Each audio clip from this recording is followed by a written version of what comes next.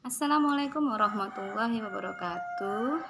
Enjang menika ibu badhe nembangaken tembang sinom padha gangsal welas. Nulada laku utama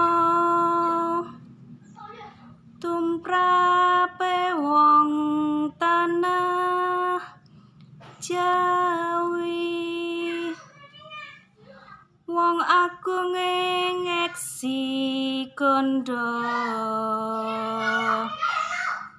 panembahan senopati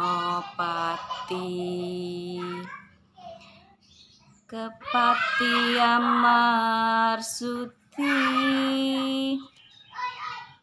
Sudane hawa lan nafsu